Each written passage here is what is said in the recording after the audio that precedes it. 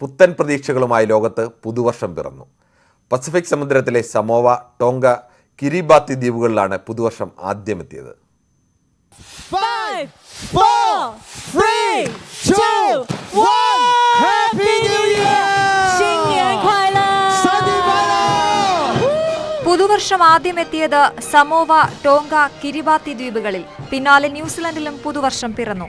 വലിയ ആഘോഷ പരിപാടികളുടെയും വെടിക്കെട്ടുകളോടെയുമാണ് ന്യൂസിലാൻഡ് പുതുവർഷത്തെ വരവേറ്റത്. തുടർന്നുള്ള പുതുവർഷപ്പിറവി ഓസ്ട്രേലിയ, ജപ്പാൻ, ദക്ഷിണ കൊറിയ, ചൈന, ഇന്ത്യ എന്നിങ്ങനെ.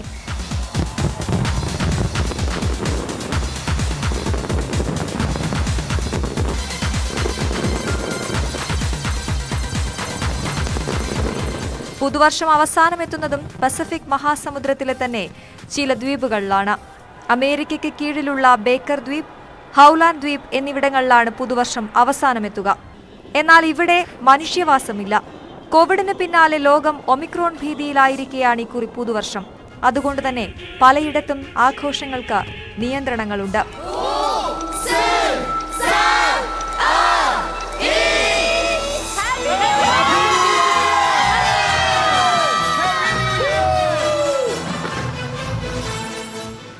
News desk, news 18. കർശന നിയന്ത്രണങ്ങൾക്കിടയിലും കേരളവും പുതുവർഷത്തെ വരവേറ്റു. ഏറെ പ്രതീക്ഷയോടെയാണ് മലയാളികളും പുതുവർഷത്തെ വരവേൽക്കുന്നത്. രാത്രി കർഫ്യൂ നിലവിലുള്ളതിനാൽ 10 മണിക്ക് തന്നെ ആഘോഷങ്ങൾ അവസാനിപ്പിച്ചു. പൊതുനിരത്തുകളിലും പ്രധാന കേന്ദ്രങ്ങളിലുമടക്കം പോലീസ് പരിശോധന കർശനമായിരുന്നു. ക്രിസ്ത്യൻ ദേവാലയങ്ങളിൽ പ്രത്യേക പ്രാർത്ഥനയും നടന്നു. കോവളമടക്കം ബീച്ചുകളും മറ്റ് വിനോദസഞ്ചാര മേഖലകളും കേന്ദ്രീകരിച്ചാണ് പ്രധാനമായും ആഘോഷങ്ങൾ നടന്നത്. രാത്രി 10 തന്നെ പോലീസ് ഇടപെട്ട് ആഘോഷങ്ങൾ അവസാനിപ്പിച്ചു. എല്ലായിടത്തും കർശന സുരക്ഷാ സംവിധാനങ്ങളാണ് പോലീസ് ഏർപ്പെടുത്തിയിരുന്നത്. പുതുവത്സര ദിനാഘോഷത്തിന് എറണാകുളത്തും വലിയ പകിട്ട് ഉണ്ടായില്ല. നിയന്ത്രണം മൂലം ഫോർട്ട് കൊച്ചിയിലും പരിസരങ്ങളിലും ആൾക്കൂട്ടം കുറവായിരുന്നു. വന്നവർ 10 മണിക്ക് മുൻപേ പിരിഞ്ഞു. കോഴിക്കോട്ട് ആളുകൾ പ്രധാനമായും ഒത്തുകൂടുന്ന മാനാഞ്ചിറ, ബീച്ച് തുടങ്ങിയ സ്ഥലങ്ങൾ 9 മണിയോടുകൂടി അടച്ചു.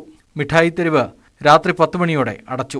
നഗരത്തിലേക്കുള്ള വാഹനങ്ങളുടെ വരവ് പോലീസ് നേരത്തെ തന്നെ നിയന്ത്രിച്ചിരുന്നു. സാധാരണയായി പുതുവത്സരത്തോടനുബന്ധിച്ച് പള്ളികളിൽ നടക്കുന്ന പാതിരാ കുർബാനയും പുതിയ സാഹചര്യത്തിൽ പലയിടത്തും വൈകിട്ട് തന്നെ നടന്നു. ദേശീയ തീർത്ഥാടന കേന്ദ്രമായ വല്ലാർപാടം ബസലിക്കയിൽ നിരവധി വിശ്വാസികളാണ് ആരാധനകളിൽ പങ്കെടുത്തത്.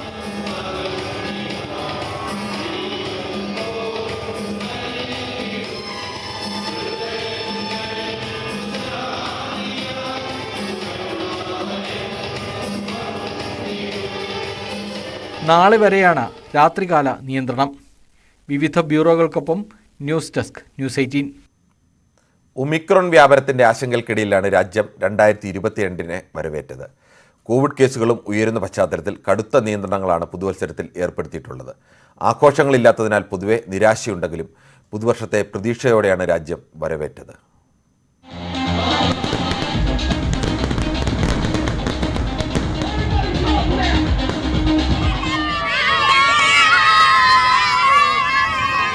കോവിഡ് തരംഗത്തിന് ശേഷം സാധാരണ നിലയിലേക്കുള്ള മടക്കത്തിലായിരുന്നു 2021 രാജ്യം. അതുകൊണ്ട് തന്നെ 2022 ആഘോഷത്തോടെ വരവേൽക്കാനുള്ള ഒരുക്കത്തിലായിരുന്നു ജനത. എന്നാൽ ഒമിക്രോൺ വ്യാപനം ഭീതി പടർത്തിയതോടെ ആഘോഷങ്ങൾക്കെല്ലാം കടുത്ത നിയന്ത്രണമാണ് ഏർപ്പെടുത്തിയത്. വലിയ ആഘോഷങ്ങളൊന്നുമില്ലാതെയാണ് രാജ്യതലസ്ഥാനം 2022 വരവേറ്റത്. പുതുവത്സരാഘോഷത്തിനായി ജനങ്ങൾ ഒത്തുകൂടാറുള്ള ഡൽഹിയിലെ കൊണാട്ട് പ്ലേസിലടക്കം കർശന നിയന്ത്രണങ്ങളായിരുന്നു ഏർപ്പെടുത്തിയിരുന്നത്.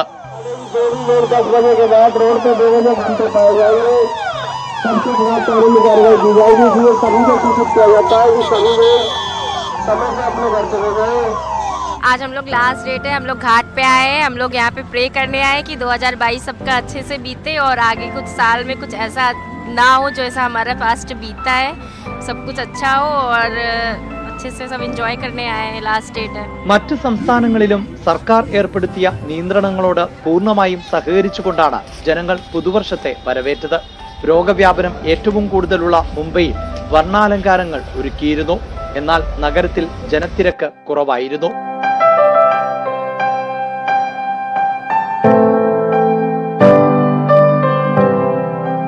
ഹരിയാനയിലും പഞ്ചാബിലും 2 ഡോസ് വാക്സിൻ സ്വീകരിക്കാത്തവർക്ക് പൊതുസ്ഥലങ്ങളിൽ നിയന്ത്രണം ഏർപ്പെടുത്തിയിരുന്നു.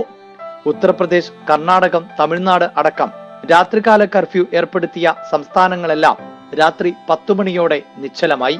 നിയന്ത്രണങ്ങൾക്കുള്ളിൽ നിന്നുകൊണ്ട് സേനാ വിഭാഗങ്ങളും പുതുവർഷത്തെ വരവേറ്റു.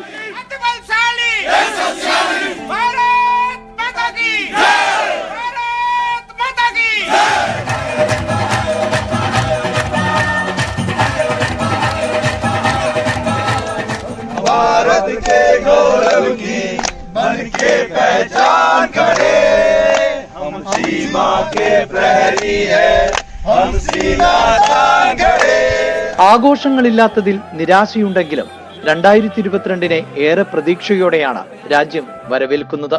KP Abhilash, news 18, Delhi. രാത്രി കർഫ്യൂവിന്റെ പശ്ചാത്തലത്തിൽ പുതുവത്സരത്തിന് കൊച്ചിയിൽ വിദേശികളുടെ സാന്നിധ്യം കുറഞ്ഞു. കാർണിവൽ ആസ്വദിക്കാൻ കഴിയാത്തതിന്റെ നിരാശയിലായിരുന്നു കൊച്ചിയിലെത്തിയ വിദേശികൾ. കോവിഡ് നിയന്ത്രണം ഇത്തവണയും കൊച്ചിയിലെ പുതുവത്സരാഘോഷങ്ങളുടെ മാറ്റുകുറച്ചു. കാർണിവലും പാപ്പാഞ്ഞിയ കത്തിക്കലുമില്ലാത്തതിനാൽ പതിവ് പോലെ ആളുകൾ എത്തിയില്ല. കർഫ്യൂവിന്റെ പശ്ചാത്തലത്തിൽ ആളുകൾ ഫോട്ടോ വെച്ചിനടക്കം നേരത്തെ മടങ്ങുകയും ചെയ്തു. കാർണിവൽ കാണാൻ സാധിക്കാത്തതിന്റെ നിരാശയിലായിരുന്നു ഇവിടെ എത്തിയ വിദേശികൾ. And we are not affected by the COVID actually. Apart from tonight, we wanted to see a carnival actually. We came here to see the carnival. But what can we do? It's okay. It's understandable because of the COVID restrictions. That's normal. നിയന്ത്രണങ്ങളോട് സഹകരിച്ചാണ് കൊച്ചിയിലെത്തിയവർ മടങ്ങിയത്. പഴയ പോലത്തെ ഒരു ആഘോഷങ്ങളൊന്നും ഇല്ലല്ലോ. അപ്പം അതിൻ്റെ ഒരു ബുദ്ധിമുട്ടല്ല, എന്നാലും സാഹചര്യമായിട്ട് പൊരുത്തപ്പെടുന്നു. ഇപ്പോൾ ഭയങ്കരമായ പ്ലാനിങ് നടത്താൻ പറ്റൂല. പിന്നെ നല്ല രീതിയിൽ എല്ലാവരും മുമ്പോട്ട് പോവുക. എല്ലാ കൊറോണ ആണെങ്കിലും ഒമിക്രോൺ ആണെങ്കിലും എല്ലാവരും പ്രോട്ടോകോളൊക്കെ ഇതാക്കി നല്ല രീതിയിൽ പോവുക, അത്രേ ഉള്ളൂ. ആഘോഷങ്ങൾക്ക് നിയന്ത്രണം ഏർപ്പെടുത്തിയത് ഹോട്ടലുകൾക്കടക്കം വലിയ തിരിച്ചടിയാണ് ഉണ്ടാക്കിയത്. ന്യൂസ് 18 കൊച്ചി. CPM-ൽ സമ്മേളനകാലം.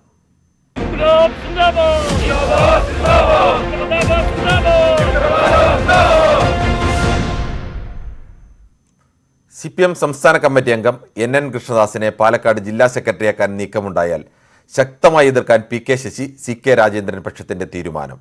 ജില്ലാ സെക്രട്ടറി സ്ഥാനത്തേക്ക് VK ചന്ദ്രനെയോ PK ശശിയോ കൊണ്ടുവരാനാണ് ഇവരെ അനുകൂലിക്കുന്നവരുടെ നീക്കം. അതേസമയം പ്രവർത്തന റിപ്പോർട്ടിന്മേൽ നടന്ന ചർച്ചയിൽ ജില്ലയിലെ വിഭാഗീയത അവസാനിപ്പിക്കാൻ നടപടി വേണമെന്ന് അംഗങ്ങൾ ആവശ്യപ്പെട്ടു. ചർച്ച ഇന്നും തുടരും. നാളെയാണ് പുതിയ കമ്മിറ്റിയുടെ തെരഞ്ഞെടുപ്പെങ്കിലും ജില്ലാ സെക്രട്ടറി സ്ഥാനത്തേക്കുള്ള ചരടുവലികളിലാണ് ജില്ലാ നേതാക്കൾ. ജില്ലാ നേതൃത്വത്തിന്റെ അഭിപ്രായം തള്ളി NN കൃഷ്ണദാസിനെ ജില്ലാ സെക്രട്ടറിയാക്കാൻ സംസ്ഥാന നേതൃത്വം നീക്കം നടത്തിയാൽ ഏതു വിധേനയും എതിർക്കാനാണ് PK ശശി, CK രാജേന്ദ്രൻ പക്ഷത്തിന്റെ തീരുമാനം. ആവശ്യമെങ്കിൽ മത്സരിക്കാൻ പോലും തയ്യാറാകും. എന്നാൽ ജില്ലയിലെ വിഭാഗീയതയ്ക്കെതിരെ ഷോക്ക് ട്രീറ്റ്മെന്റ് ആവശ്യമാണെന്ന നിലപാടിലാണ് സംസ്ഥാന നേതൃത്വം. മുൻപ് ഒറ്റപ്പാലത്ത് നടന്ന ജില്ലാ സമ്മേളനത്തിൽ ചിലർ തുരുത്തുകളുണ്ടാക്കി പ്രവർത്തിക്കുന്നുവെന്ന് അന്നത്തെ സംസ്ഥാന സെക്രട്ടറിയായിരുന്ന പിണറായി വിജയൻ വിമർശിച്ചിരുന്നു. അതേ വാചകം ഇന്നലെയും മുഖ്യമന്ത്രി ആവർത്തിച്ചു. PK ശശിയെ ജില്ലാ സെക്രട്ടറി സ്ഥാനത്തേക്ക് കൊണ്ടുവരാനാണ് ശശി അനുകൂലികൾ ശ്രമിക്കുന്നത്. ശശിക്കെതിരായ ആരോപണങ്ങൾ എതിർപക്ഷം ആയുധമാക്കുകയാണെങ്കിൽ VK ചന്ദ്രനെ ജില്ലാ സെക്രട്ടറിയാക്കണമെന്ന നിലപാടിലാണ് ശശി അനുകൂലികൾ. എന്നാൽ സംസ്ഥാന നേതൃത്വം എന്ത് നിലപാടെടുക്കും എന്നത് നിർണായകമാണ്. സമവായത്തിലൂടെ ജില്ലാ സെക്രട്ടറിയെ കൊണ്ടുവരാനാണ് നീക്കമെങ്കിൽ അത് ആരാകും എന്നതാണ് സമ്മേളനത്തിലെ സസ്പെൻസ്. ന്യൂസ് 18 പാലക്കാട്. CPM കൊല്ലം ജില്ലാ സമ്മേളനത്തിൽ CPIക്ക് വിമർശനം. CPIയിലെ വിഭാഗീയതയാണ് പലയിടത്തും വോട്ടുചോർച്ചയ്ക്കും പരാജയത്തിനും വഴിവെച്ചത്. കശുവണ്ടി മേഖലയിലെ പ്രശ്നങ്ങൾ പരിഹരിക്കാത്തതാണ് കുണ്ടറയിലെ പരാജയത്തിന് കാരണമെന്നും പ്രവർത്തന റിപ്പോർട്ടിൽ വിമർശനമുണ്ട്. CPIയിലെ വിഭാഗീയതയാണ് കൊല്ലം ജില്ലയിൽ ഇടതുമുന്നണിയുടെ വോട്ട് ചോർച്ചയ്ക്ക് കാരണമായതെന്നാണ് CPMന്റെ വിലയിരുത്തൽ. കരുനാഗപ്പള്ളിയിലെ പരാജയത്തിന് ഉത്തരവാദികൾ പ്രാദേശിക CPI നേതൃത്വമാണ്. കശുവണ്ടി മേഖലയിലെ പ്രശ്നങ്ങൾ പരിഹരിക്കാതെ പോയതാണ് കുണ്ടറയിൽ മെഴ്സിക്കുട്ടിയമ്മ പരാജയപ്പെടാൻ കാരണം. ഇടത് ശക്തി കേന്ദ്രങ്ങളായ ചടയമംഗലത്തും കൊട്ടാരക്കരയിലും ഭൂരിപക്ഷം കുറഞ്ഞത് ഗൗരവമായി കാണണം. കൊല്ലത്ത് മുകേഷിന്റെ സ്ഥാനാർത്ഥിത്വത്തെ ചൊല്ലി പാർട്ടി ഘടകത്തിൽ അഭിപ്രായ ഭിന്നത ഉണ്ടായത് ജനങ്ങളിൽ ആശയക്കുഴപ്പമുണ്ടാക്കി. ചാത്തന്നൂരിൽ ഇടതു വോട്ടുകൾ BJPയിലേക്ക് പോകുന്ന സാഹചര്യമുണ്ടായി. തിരഞ്ഞെടുപ്പ് പ്രവർത്തനങ്ങൾ ഏകോപിപ്പിക്കുന്നതിൽ മുതിർന്ന നേതാക്കൾ വീഴ്ച വരുത്തിയെന്നും പ്രവർത്തന റിപ്പോർട്ടിൽ പറയുന്നു. ന്യൂസ് 18 കൊല്ലം. CPMലേക്ക് ഇപ്പോഴില്ലെന്ന് പാലക്കാട് മുൻ DCC അധ്യക്ഷൻ AV ഗോപിനാഥ്. എന്നാൽ പോകില്ല എന്ന് പറയാനാകില്ല. മുഖ്യമന്ത്രിയുമായി ഇന്നലെ നടത്തിയ കൂടിക്കാഴ്ചയ്ക്ക് ശേഷമാണ് ഗോപിനാഥിന്റെ പ്രതികരണം. കോൺഗ്രസിനേക്കാൾ വികസന വിഷയത്തിൽ CPM ആണ് മികച്ചതെന്നും അദ്ദേഹം പറഞ്ഞു. അതിനൊരു രാഷ്ട്രീയ പ്രാധാന്യം ഇതിനില്ല. മുഖ്യമന്ത്രി 3 ദിവസം പാലക്കാട് ജില്ലയിൽ ഉണ്ട് എന്ന് പറഞ്ഞ സമയത്ത് സ്വാഭാവികമായും അദ്ദേഹത്തിനെ കാണണം എന്ന് ആഗ്രഹിക്കില്ല. അതിനനുസരിച്ച് അദ്ദേഹത്തിനോട് ഞാൻ കാണാൻ ആഗ്രഹം പ്രകടിപ്പിച്ച സമയത്ത് രാത്രി വന്നോളാൻ പറഞ്ഞു. 9:30 മണിക്ക് ഞാൻ അദ്ദേഹമായിട്ട് കൂടിക്കാഴ്ച നടത്തിയെന്ന് കഴിഞ്ഞ് മറ്റൊരു പ്രാധാന്യത ഇല്ല. അങ്ങനെ ചർച്ച നടന്നിട്ടില്ല. അതിന്റെ ക്ഷണം അവിടെ നിൽക്കുക. അത് പോണോ കൊണ്ട് ഞാൻ ഇപ്പോഴും തീരുമാനിച്ചില്ല. കരുണാകര കാലഘട്ടത്തിന് ശേഷം ഏറ്റവും വികസനം ചെയ്തു തന്ന ഗവൺമെന്റാണ് ഇടതുപക്ഷ ഗവൺമെന്റ്, മുഖ്യമന്ത്രി. അതല്ലാതെ ഞാനങ്ങനെ പറഞ്ഞു എനിക്കിതൊക്കെ കാണിച്ചു കൊടുക്കണ്ടേ, ആളുകൾ അറിയില്ലേ. ആലപ്പുഴ BJP നേതാവ് രഞ്ജിത്തിന്റെ കൊലപാതകത്തിൽ നേരിട്ട് പങ്കെടുത്ത 2 പേർ കൂടി പിടിയിലായതായി സൂചന. പെരുമ്പാവൂരിൽ നിന്നാണ് പ്രതികൾ പിടിയിലായത്. വിവരങ്ങളുമായി ശരണ്യ സ്നേഹജനാണ് ചേരുന്നത്. ശരണ്യ, എന്താണ് കൂടുതൽ വിവരങ്ങൾ? കിരൺ, രഞ്ജിത്ത് വധവുമായി ബന്ധപ്പെട്ട 2 നിർണായക പ്രതികളെ കൂടിയാണ് ഇപ്പോൾ പോലീസിന് പിടിക്കാനായിട്ടുള്ളത്. ഇവർ 2 പേര് പെരുമ്പാവൂരിൽ നിന്നാണ് ഇവർ ഇപ്പോൾ പോലീസ് കസ്റ്റഡിയിലെടുത്തത്. അറസ്റ്റ് ഉടൻ സ്ഥിരീകരിക്കുമെന്നാണ് നമുക്ക് ലഭിക്കുന്ന വിവരം. മാത്രമല്ല, ഇവര് ആലപ്പുഴയിൽ നിന്നും, അതായത് മണ്ണഞ്ചേരിയിൽ നിന്നും ആലപ്പുഴയിൽ നിന്നുമുള്ള സംഘമായിരുന്നു രഞ്ജിത്തിനെ കൊലപ്പെടുത്താനായി 12 പേരായി ചേർന്ന് എത്തിയത്. ഇതിൽ ആലപ്പുഴയിൽ നിന്നുള്ള 2 പേരാണ്. ഇതോടെ ആലപ്പുഴ നഗരത്തിൽ നിന്ന് രഞ്ജിത്ത് വധവുമായി ബന്ധപ്പെട്ട് 4 മുഖ്യപ്രതികളെയാണ് ഇപ്പോൾ പോലീസിന് ലഭിച്ചിരിക്കുന്നത്. ബാക്കിയുള്ള കൃത്യം നിർവഹിച്ചവരിൽ ഇവരിൽ 5 പേര് ആലപ്പുഴയിൽ നിന്നും ബാക്കിയുള്ളവർ മണ്ണഞ്ചേരിയിൽ നിന്നുമുള്ളതാണ് എന്നാണ് നമുക്ക് ലഭിക്കുന്ന വിവരം. പ്രതികളായ 4 പേർ ഇപ്പോൾ, അതായത് ഈ വീട്ടിൽ കയറി കൃത്യം നിർവഹിച്ച 4 പേരാണ് ഇപ്പോൾ പോലീസ് 2 പേരെ അറസ്റ്റ് ചെയ്യുകയും 2 പേരെ കസ്റ്റഡിയിലെടുക്കുകയും ചെയ്തിട്ടുള്ളത്. കഴിഞ്ഞ ദിവസങ്ങളിൽ നിരന്തര പരിശോധനയായിരുന്നു പെരുമ്പാവൂർ കേന്ദ്രീകരിച്ച് പോലീസ് നടത്തിയത്. എന്തായാലും ഇന്നലെ രാത്രിയോടുകൂടി അവരെ കസ്റ്റഡിയിലെടുക്കാനായി പോലീസിന് കഴിഞ്ഞിട്ടുണ്ട്. ഇപ്പോൾ അല്പസമയത്തിന് ശേഷം അറസ്റ്റ് സ്ഥിരീകരിക്കുമെന്നാണ് നമുക്ക് ലഭിക്കുന്ന വിവരം. ശരണ്യ, ഈ 12 പേരിൽ, കൃത്യത്തിനായി പോയ 12 പേരിൽ എത്ര പേരാണ് ഇനി കിട്ടാനുള്ളത്? കിരൺ, ഈ കേസുമായി ബന്ധപ്പെട്ട് ഗൂഢാലോചനയിൽ 6 പേരെയാണ് പോലീസ് ഇതുവരെ അറസ്റ്റ് ചെയ്തത്. ഇതിൽ ഗൂഢാലോചനയിൽ പങ്കെടുത്ത 6 പേരിൽ മറ്റുള്ളവർ വാഹനം ഒരുക്കി നൽകിയവരും ആസൂത്രണത്തിന് സഹായിച്ചവരുമായിരുന്നു. അതിൽ തന്നെ ഏറ്റവും ഒടുവിൽ ഗൂഢാലോചനയിൽ പങ്കെടുത്തതായി കണ്ടെത്തി പോലീസ് അറസ്റ്റ് ചെയ്ത സനു ഈ കൃത്യം നിർവഹിക്കുന്നതിന് വേണ്ടി പോകാൻ തീരുമാനിച്ച സംഘത്തിലും ഒപ്പം തന്നെ എങ്ങനെ ഈ കൊലപാതകം അടക്കമുള്ള കാര്യങ്ങൾ നിർവഹിക്കണം എന്നതിനെ സംബന്ധിച്ചുള്ള ആസൂത്രണത്തിൽ പങ്കെടുക്കുകയും ചെയ്ത ആളാണ് സനു. പക്ഷേ രാവിലെ ഈ സംഘത്തോടൊപ്പം ചേരാഞ്ഞതുകൊണ്ട് മാത്രമാണ് ചെയ്യാൻ കഴിയാഞ്ഞത്. പക്ഷേ ഈ കൃത്യം നിർവഹിച്ച 4 പേർ, അതായത് 12 അംഗ സംഘത്തിൽ ഇപ്പോൾ 4 പേരാണ് പോലീസിന്റെ കസ്റ്റഡിയിലുള്ളത്. ബാക്കിയുള്ളവരെ പോലീസിന് ലഭിക്കണം. എന്തായാലും വ്യാപകമായ തിരച്ചിലാണ് വിവിധ ഇടങ്ങൾ കേന്ദ്രീകരിച്ച് ഇപ്പോൾ നടക്കുന്നത്. കിരൺ, ശരി. ശരണ്യ സ്നേഹജനാണ് വിവരങ്ങൾ നൽകിയത്. ജമ്മു കാശ്മീരിലെ വൈഷ്ണോദേവി ക്ഷേത്രത്തിൽ തിക്കിലും തിരക്കിലും പെട്ട 12 പേർ മരിച്ചു. ഇന്ന് പുലർച്ചെയാണ് അപകടം നടന്നത്. നിരവധി പേർക്ക് പരിക്കേറ്റു. ദുരന്തത്തിൽ പ്രധാനമന്ത്രി നടുക്കം രേഖപ്പെടുത്തി. മരിച്ചവരുടെ കുടുംബാംഗങ്ങൾക്ക് സർക്കാർ ധനസഹായം പ്രഖ്യാപിച്ചു. ക്ഷേത്രത്തിലേക്കുള്ള തീർത്ഥാടനം നിർത്തിവെച്ചിരിക്കുകയാണ്. വിവരങ്ങളുമായി KP അഭിലാഷ് ചേരുന്നു.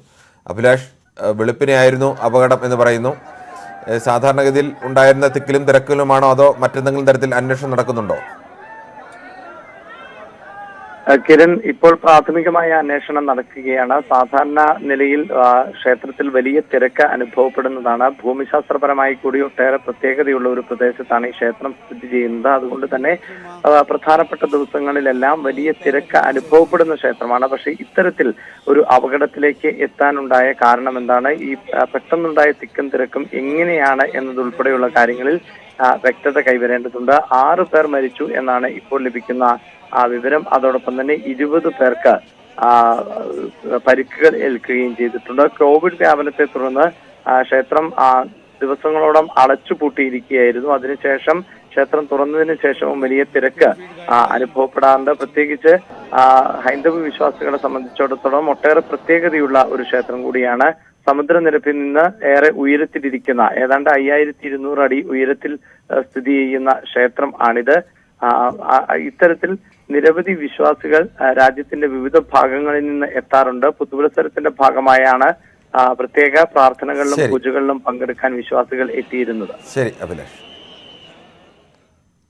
15 മുതൽ 18 വയസ്സ് വരെയുള്ള കുട്ടികൾക്ക് വാക്സിനേഷന് വേണ്ടിയുള്ള രജിസ്ട്രേഷൻ ഇന്ന് ആരംഭിക്കും. ഓൺലൈൻ വഴിയും സ്പോട്ട് രജിസ്ട്രേഷൻ വഴിയും വാക്സിൻ സ്വീകരിക്കാം. അതേസമയം രാജ്യത്ത് ഒമിക്രോൺ രോഗികളുടെ എണ്ണം ഉയരുകയാണ്. 16,000-ന് മുകളിലാണ് കോവിഡ് പ്രതിദിന കേസുകളുടെ എണ്ണം. 2021 പുതുവത്സരത്തിൽ വാക്സിനേഷനുള്ള തയ്യാറെടുപ്പിലായിരുന്നുവെങ്കിൽ ഈ വർഷം കുട്ടികൾക്കുള്ള വാക്സിനേഷന് രാജ്യം ഒരുങ്ങിക്കഴിഞ്ഞു. 15 മുതൽ 18 വയസ്സുവരെയുള്ളവരുടെ വാക്സിനേഷനു വേണ്ടിയുള്ള രജിസ്ട്രേഷൻ ഇന്ന് ആരംഭിക്കും. ഓൺലൈൻ വഴിയും സ്പോട്ട് രജിസ്ട്രേഷൻ വഴിയും വാക്സിൻ സ്വീകരിക്കാം. 2007 അതിനു മുമ്പോ ജനിച്ചവർക്ക് രജിസ്റ്റർ ചെയ്യാം. മറ്റന്നാൾ മുതൽ വാക്സിനേഷൻ ആരംഭിക്കും. ജനുവരി 10 മുതലാണ് 60 വയസ്സിന് മുകളിലുള്ളവർക്ക് കരുതൽ വാക്സിനേഷൻ ആരംഭിക്കുക. ഓൺലൈൻ രജിസ്റ്റർ ചെയ്യുന്നവർക്ക് മാത്രമല്ല, വാക്സിനേഷൻ സെന്ററിൽ നേരിട്ടെത്തുന്നവർക്കും വാക്സിൻ ലഭിക്കും. ആരോഗ്യ പ്രവർത്തകർ, മുന്നണി പോരാളികൾ, തെരഞ്ഞെടുപ്പ് ഡ്യൂട്ടിയിൽ ഉള്ളവർ തുടങ്ങിയവർക്ക് ബൂസ്റ്റർ ഡോസ് സ്വീകരിക്കാനാകും. അതേസമയം രാജ്യത്ത് ഒമിക്രോൺ രോഗികളുടെ എണ്ണം ഉയരുകയാണ്. മഹാരാഷ്ട്രയിൽ രോഗികളുടെ എണ്ണം 454ആയി. 8067 പുതിയ കോവിഡ് കേസുകളും മഹാരാഷ്ട്രയിൽ സ്ഥിരീകരിച്ചു. പശ്ചിമ ബംഗാളിൽ 3451 കേസുകളും ഡൽഹിയിൽ 1769 കേസുകളും റിപ്പോർട്ട് ചെയ്തിട്ടുണ്ട്. ന്യൂസ് 18 ഡൽഹി. സംസ്ഥാനത്തും കുട്ടികളുടെ വാക്സിനേഷനായി ഒരുക്കങ്ങൾ പൂർത്തിയായി. കോവിൻ പോർട്ടലിലോ സ്കൂളുകൾ മുഖേനയോ രജിസ്റ്റർ ചെയ്യാം. തിങ്കളാഴ്ചയാണ് കുട്ടികളുടെ വാക്സിനേഷന് തുടക്കമാവുക. 15 മുതൽ 18 വയസ്സ് വരെയുള്ളവരുടെ വാക്സിനേഷനായി ഓൺലൈനായി രജിസ്റ്റർ ചെയ്യാം. കോവിൻ പോർട്ടലിൽ ഹോം പേജിൽ കാണുന്ന register sign in yourself എന്ന ഐക്കണിൽ ക്ലിക്ക് ചെയ്താണ് രജിസ്ട്രേഷൻ പ്രക്രിയ തുടങ്ങേണ്ടത്. മൊബൈൽ നമ്പറും തുടർന്ന് OTPയും നൽകി വെരിഫൈ ചെയ്യണം. ഫോട്ടോ ID പ്രൂഫായി ആധാറോ സ്കൂൾ ID കാർഡോ തിരഞ്ഞെടുക്കാം. ഫോട്ടോ IDയുടെ നമ്പരും പേരും ജനിച്ച വർഷവും നൽകണം. അതിനുശേഷം രജിസ്റ്റർ ബട്ടൺ ക്ലിക്ക് ചെയ്യുക. ഇതോടെ രജിസ്ട്രേഷൻ പൂർത്തിയായി. ഇതുപോലെ ആഡ് മോർ ഓപ്ഷൻ നൽകി മറ്റ് 3 പേരെ കൂടി രജിസ്റ്റർ ചെയ്യാനാകും. ഡെഡിക്കേറ്റഡ് ആയിട്ടുള്ള CVCകൾ, കോവിഡ് വാക്സിനേഷൻ സെന്റേഴ്സ് കുട്ടികൾക്ക് വേണ്ടിയിട്ടുള്ള വാക്സിനേഷന് വേണ്ടിയിട്ട് ക്രമീകരിക്കണം എന്നുള്ളതാണ് ആലോചിച്ചിട്ടുള്ളത്. കോവാക്സിന് വേണ്ടിയിട്ടുള്ള കുട്ടികൾക്ക് വേണ്ടിയിട്ടുള്ള കോവാക്സിനാണ് കുട്ടികൾക്ക് എടുക്കുന്നത്. അപ്പോൾ അവർക്ക് വേണ്ടി പ്രത്യേകമായിട്ടുള്ള CVCകൾ, കോവിഡ് വാക്സിനേഷൻ സെന്റേഴ്സ് ക്രമീകരിക്കും. ഒരു കാര്യം വിദ്യാഭ്യാസ വകുപ്പിന്റെ കൂടി സഹകരണം തേടിയിട്ടുണ്ട്. അത് രജിസ്ട്രേഷന് വേണ്ടിയിട്ടാണ്. വാക്സിനേഷനായി കുടുംബാംഗങ്ങൾ നേരത്തെ രജിസ്റ്റർ ചെയ്തിട്ടുള്ള ഫോൺ നമ്പർ ഉപയോഗിച്ചും രജിസ്റ്റർ ചെയ്യാൻ കഴിയും. രജിസ്ട്രേഷൻ പൂർത്തിയാക്കിയാൽ വാക്സിനേഷനായി അപ്പോയിന്റ്മെന്റ് എടുക്കാം. 15,34,000 കുട്ടികളാണ് സംസ്ഥാനത്ത് വാക്സിനേഷനുള്ള പ്രായപരിധിയിലുള്ളത്. ന്യൂസ് 18 തിരുവനന്തപുരം. കോവിഡ് കേസുകൾ വീണ്ടും കൂടുന്ന സാഹചര്യത്തിൽ തമിഴ്നാട്ടിൽ നിയന്ത്രണങ്ങൾ കർശനമാക്കി. 1 മുതൽ 8 വരെയുള്ള ക്ലാസുകളിൽ ജനുവരി 10 വരെ നേരിട്ടുള്ള ക്ലാസുകൾ ഒഴിവാക്കി. തിയേറ്ററുകളിൽ 50% ആളുകൾക്ക് മാത്രമാവും പ്രവേശനം. വിവാഹങ്ങൾക്ക് പരമാവധി 100 പേരെ മാത്രമേ അനുവദിക്കൂ. മെട്രോ ട്രെയിനിലും ഹോട്ടലുകളിലും പകുതി സീറ്റുകൾ മാത്രം അനുവദിക്കൂ. ജനുവരി 6 മുതൽ നടക്കാനിരിക്കുന്ന ചെന്നൈ പുസ്തകോത്സവം മാറ്റിവെച്ചിട്ടുണ്ട്. ജനുവരി 10 സ്ഥിതി വീണ്ടും വിശകലനം ചെയ്യും. ഇതിനിടെ തമിഴ്നാട്ടിൽ 74 പേർ കൂടി ഒമിക്രോൺ സ്ഥിരീകരിച്ചു. ഇതോടെ തമിഴ്നാട്ടിൽ ആകെ ഒമിക്രോൺ ബാധിച്ചവരുടെ എണ്ണം 120ആയി. പുതുവർഷത്തെ വരവേറ്റ് ശബരിമല സന്നിധാനവും. സുരക്ഷാ ഉദ്യോഗസ്ഥരാണ് പുതുവത്സരാഘോഷം സംഘടിപ്പിച്ചത്. സന്നിധാനത്തെത്തിയവർക്ക് മധുരവിതരണവും നടന്നു. ഭക്തിസാന്ദ്രമായിരുന്നു ശബരിമല സന്നിധാനത്തെ പുതുവർഷാഘോഷം. കളം വരച്ച് കർപ്പൂര ദീപം തെളിയിച്ചാണ് സന്നിധാനം 2022 വരവേറ്റത്. ശരണം വിളികളാൽ സന്നിധാനം ഭക്തിയിൽ ലയിച്ചു.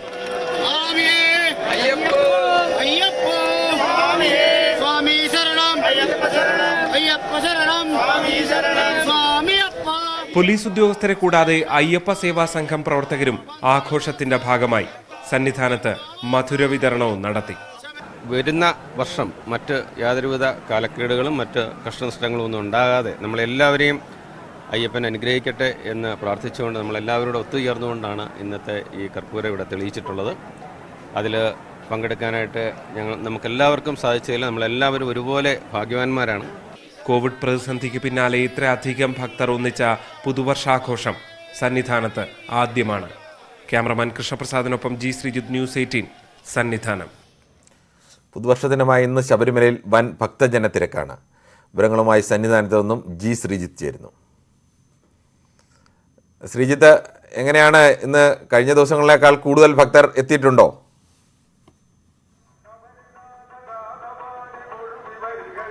കിരൺ, രാവിലെയുള്ള ഒരു തിരക്ക് കണക്ക് വെച്ച് നോക്കിക്കഴിഞ്ഞാൽ കഴിഞ്ഞ ദിവസത്തെക്കാളിൽ കൂടുതൽ ഭക്തർ ഇവിടെ സന്നിധാനത്ത് എത്തിയിട്ടുണ്ട്. ഇന്നലെ ഏതാണ്ട് 7 മണി വരെയുള്ള കണക്ക് പ്രകാരം ഏതാണ്ട് 5000-ഓളം പേർ മാത്രമാണ് എത്തിയതെങ്കിൽ ഇന്ന് രാവിലെ 7 മണിക്ക് സന്നിധാനത്ത് എത്തിയത് 16,000-ഓളം ഭക്തരാണ്. അതായത് വലിയ രീതിയിൽ ഉള്ള ഭക്തരുടെ വർധനവ് തന്നെ ഇന്ന് രാവിലെയുണ്ട്. പ്രത്യേകിച്ച് ഈ പുതുവത്സര ദിനത്തിൽ രാവിലെ തന്നെ ദർശനം നടത്താനുള്ള ഭക്തരുടെ ഒരു ആഗ്രഹം കൊണ്ടായിരിക്കാം അങ്ങനെ ഒരു തിരക്ക് തന്നെ കണക്കാക്കേണ്ടി വരും. എന്തായാലും ഈ ഫ്ലൈ ഓവർ രാവിലെ മുതൽ നിറഞ്ഞു നിൽക്കുകയാണ്. ഇപ്പോഴും ഈ ഫ്ലൈ ഓവറും ഒപ്പം തന്നെ നടപ്പന്തലും ഒക്കെ നിറഞ്ഞു നിൽക്കുന്ന സാഹചര്യം തന്നെയാണ് ഉള്ളത്. എന്തായാലും 50,000 പേരാണ് ഇന്നും ഈ ബുക്ക് ചെയ്തിരിക്കുന്നത്. അതുകൂടാതെ 10,000-ഓളം പേർക്ക് സ്പോട്ട് രജിസ്ട്രേഷനുള്ള അവസരം ഉണ്ട്. ഇവിടെ എത്തുന്ന മുഴുവൻ ആളുകൾക്കും ദർശനം നൽകുന്നതിനുള്ള സൗകര്യമാണ് പോലീസ് ഒരുക്കിയിട്ടുള്ളത്. RT-PCR പരിശോധന ഫലം അല്ലെങ്കിൽ കോവിഡ് വാക്സിൻ്റെ ഒക്കെ സർട്ടിഫിക്കറ്റ് ഉണ്ടെങ്കിൽ ദർശനം നടത്താനുള്ള സൗകര്യം തന്നെ പോലീസ് ഒരുക്കിയിട്ടുണ്ട്. എന്തായാലും വലിയ തിരക്കിലേക്ക്, മകരവിളക്കിൻ്റെ ഒരു സാധാരണ കാണുന്ന വലിയ തിരക്കിലേക്ക് തന്നെ സന്നിധാനം എത്തുന്നു. പ്രത്യേകിച്ച് ഇന്ന് ശനിയാഴ്ച കൂടിയാണ്. ഇവിടെ നിന്നുള്ള നാട്ടിൽ നിന്നുള്ള തീർത്ഥാടകരുടെ എണ്ണവും മലയാളികളായ തീർത്ഥാടകരുടെ എണ്ണവും പുതുവർഷ പുലരിയിൽ ശബരിമലയിൽ വലിയ ഭക്തജന തിരക്കാണ്. വിവരങ്ങൾ നൽകിയത് ജി ശ്രീജിത്ത്. ദേശീയപാത അരൂർ ഇടപ്പള്ളി ബൈപ്പാസിൽ വൈറ്റില ചെളിക്കവട്ടത്തിന് സമീപം കാറിന് തീപിടിച്ചു. എഞ്ചിൻ തകരാറാണ് തീപിടുത്തത്തിന് കാരണം. രാവിലെ 6:30യോടെയായിരുന്നു സംഭവം. വാഹനം ഓടിച്ചിരുന്നയാൾ പെട്ടെന്ന് പുറത്തിറങ്ങിയതിനാൽ വലിയ അപകടം ഒഴിവായി. കാർ പൂർണ്ണമായും കത്തി നശിച്ചു. വൈറ്റില സ്വദേശിയായ അഭിഭാഷകന്റേതാണ് കാർ.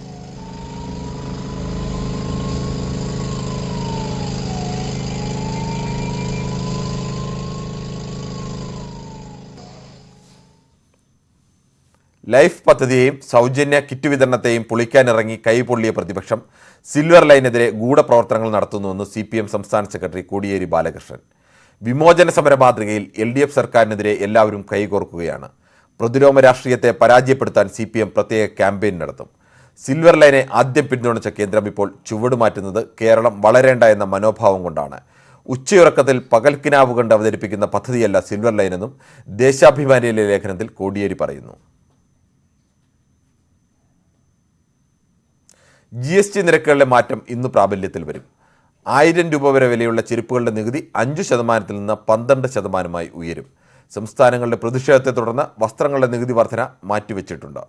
ഓൺലൈൻ പ്ലാറ്റ്ഫോമിൽ ഭക്ഷണം വാങ്ങുമ്പോൾ ഇന്നു മുതൽ 5% GST നൽകണം. നേരത്തെ ഹോട്ടലുകളിൽ നിന്ന് ഈടാക്കിയിരുന്ന നികുതിയാണ് ഉപഭോക്താക്കളിലേക്ക് മാറ്റിയത്. ഡെലിവറി ചാർജ് ഉൾപ്പെടെയുള്ള മറ്റു ചെലവുകൾക്ക് 18% GST നൽകേണ്ടി വരും.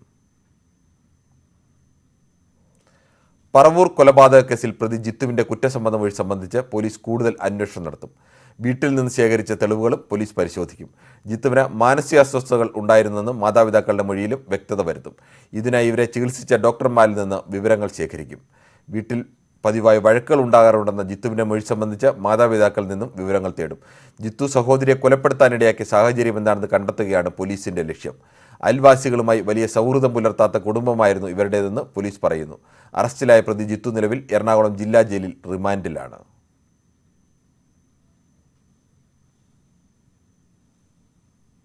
CPM കേന്ദ്ര കമ്മിറ്റി അംഗവും മുൻ മന്ത്രിയുമായ AK ബാലൻ എഴുതിയ 3 പുസ്തകങ്ങൾ പ്രകാശനം ചെയ്തു.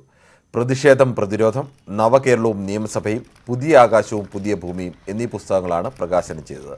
2011 മുതൽ 2016 വരെയുള്ള കാലത്ത് പ്രതിപക്ഷത്തിന്റെ ഭാഗമായി നിയമസഭയ്ക്കകത്തുള്ള പ്രവർത്തനങ്ങളും 2016 മുതൽ മന്ത്രി എന്ന നിലയിൽ നടത്തിയ പ്രവർത്തനങ്ങളും വിവിധ കാലഘട്ടങ്ങളിൽ എഴുതിയ ലേഖനങ്ങളും ചൈനീസ് യാത്രാ വിവരണവുമാണ് 3 പുസ്തകങ്ങളായി ഉള്ളത്. സ്പീക്കർ MB രാജേഷ് പുസ്തകം പ്രകാശനം ചെയ്തു. LDF കൺവീനർ A വിജയരാഘവൻ, മന്ത്രി K രാജൻ, CPM കേന്ദ്ര കമ്മിറ്റി അംഗം KK ശൈലജ എന്നിവർ പുസ്തകം ഏറ്റുവാങ്ങി.